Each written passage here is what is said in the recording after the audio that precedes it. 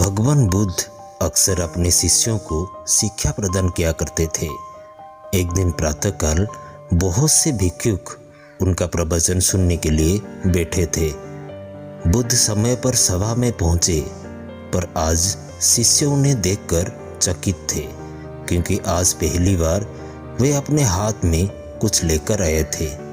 करीब आने पर शिष्यों ने देखा कि उनके हाथ में एक रस्सी थी। बुद्ध ने आसन ग्रहण किया और बिना किसी से कुछ कहे वे रस्सी में गांठें लगाने लगे।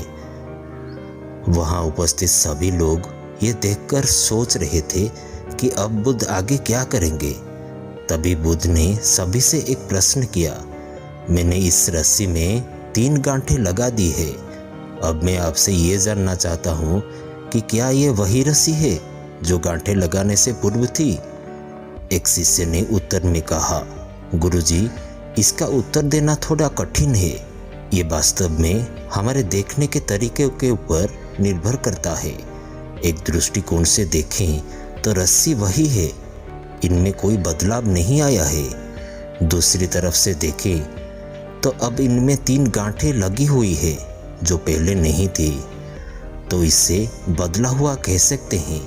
पर यह बात भी ध्यान देने वाली है कि बाहर से देखने में भले ही ये बदली हुई प्रतीत हो, पर अंदर से तो ये वही ही है जो पहले थी।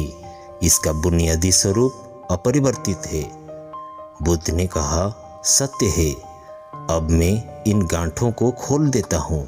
ये कहकर बुद्ध रस्सी के दोनों सिरों को एक दूसरे से दूर खींचने लगे। उन्होंने पूछा, तुम्हें क्या लगता है, इस प्रकार इन्हें खींचने से क्या मैं इन गांठों को खोल सकता हूँ? नहीं नहीं, ऐसा करने से तो ये गांठ और भी कस जाएंगी और इन्हें खोलना और भी मुश्किल हो जाएगा। एक शिष्य ने शीघ्रता से उत्तर दिया। बुद्ध ने कहा, ठीक है, अब एक आखिरी प्रश्न, बताओ इन गांठों को खोलने के लिए हमें क्या करना होगा? शिष्य बोला, इसके लिए हमें इन गांठों को गौर से देखना होगा, ताकि हम जान सकें कि इन्हें कैसे लगाया गया था, और फिर हम इन्हें खोलने का प्रयास कर सकते हैं। रात बीत गई, सब लोग चले गए, पर एक शिष्य जिसका नाम शेरपुश था, वो इस कार्य में निमग्न रहा।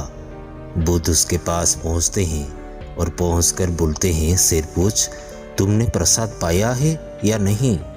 शेरपुश का गला रुंध गया। भाव विभोर होकर उसने बुद्ध को साष्टांग प्रणाम किया। बुद्ध ने कहा, बस परमात्मा किसी से धन और संपत्ति नहीं चाहता, वो तो निष्ठा का भूखा है। लोगों के निष्ठाओं में ही वो बसते हैं, और तुमने स्वयं ये जान लिया है।